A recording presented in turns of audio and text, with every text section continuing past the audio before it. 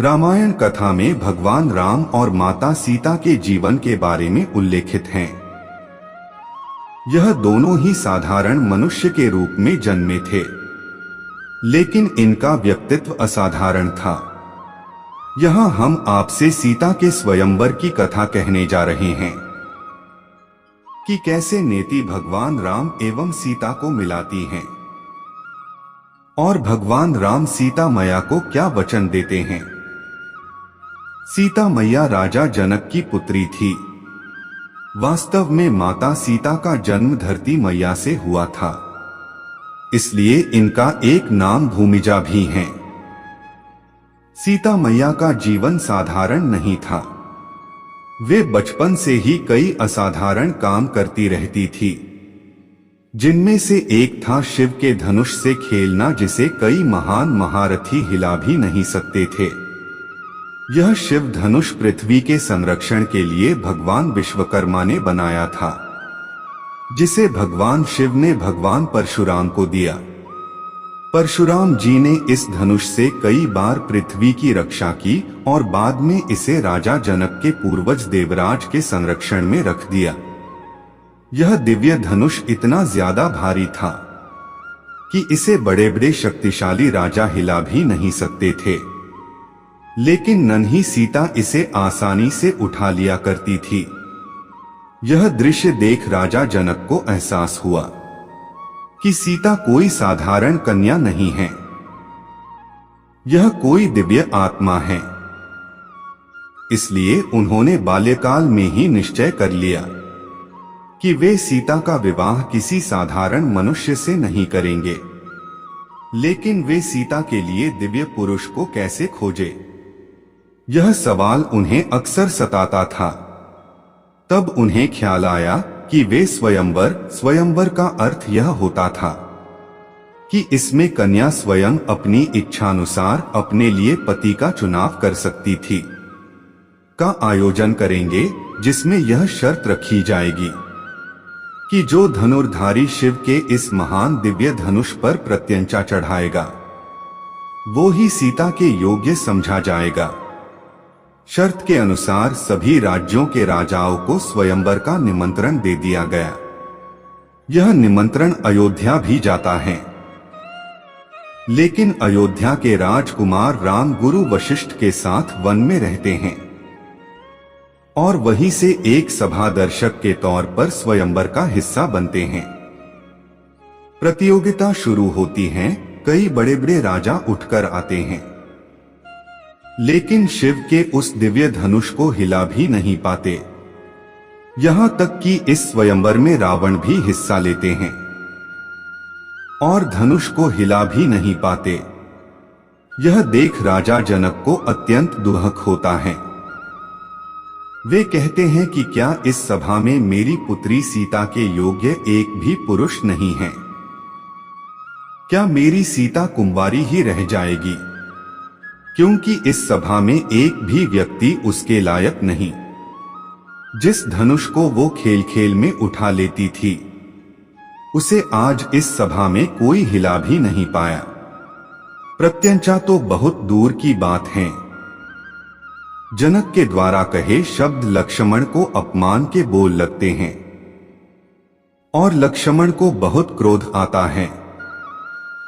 वे अपने भैया राम को प्रतियोगिता में हिस्सा लेने का आग्रह करता है, लेकिन राम ना कह देते हैं कि हम सभी यहाँ केवल दर्शक मात्र हैं।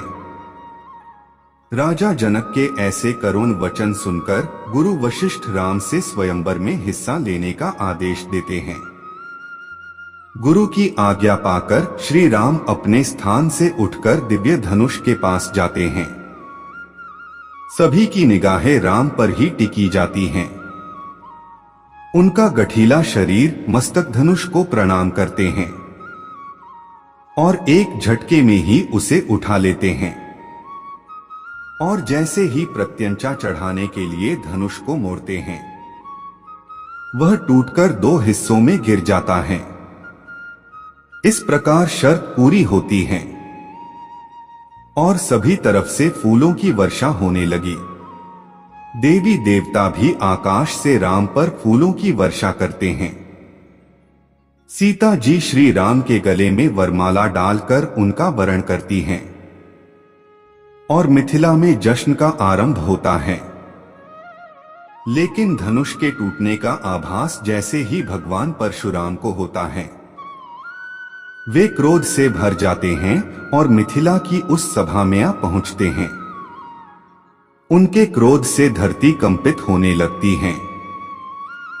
लेकिन जैसी श्री राम ने भगवान परशुराम के चरण स्पर्श कर क्षमा मांगते हैं, भगवान परशुराम समझ जाते हैं कि वास्तव में राम एक साधारण मनुष्य नहीं, अपितु भगवान विष्णु का अवतार हैं।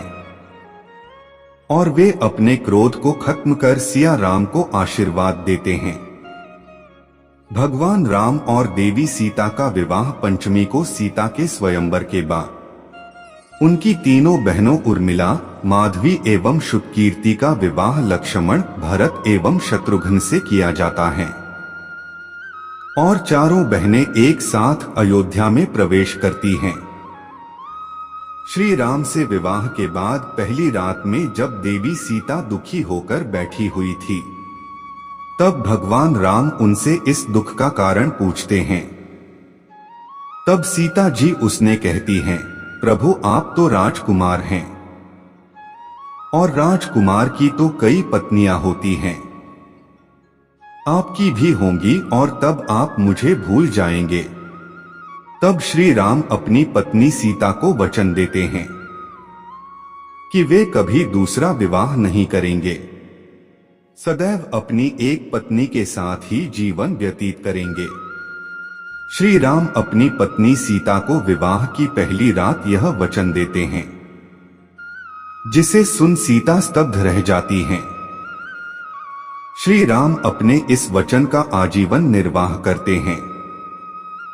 जब किन्हीं कारणों से सीता और राम का विच्छेद हो जाता है, तब भी मर्यादा पुरुषोत्तम राम अपने वचन का पालन करते हैं और दूसरा विवाह नहीं करते। इस प्रकार भगवान राम और देवी सीता मर्यादा का एक नया इतिहास रचते हैं और अपने जीवन से मनुष्य जाति को पति पत्नी के धर्म का बोध कराते हैं।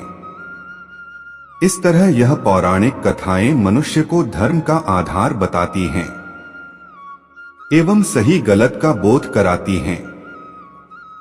यह थी माता सीता के स्वयंवर की कथा, जिसके बाद उनके जीवन का नया संघर्ष प्रारंभ होता है और वे दोनों विकट से विकट स्थिति में एक दूसरे का साथ देते हैं और मनुष्य जाति को पति पत्नी का धर्म सिखाते हैं। दोस्तों, ये कहानी आपको कैसी लगी?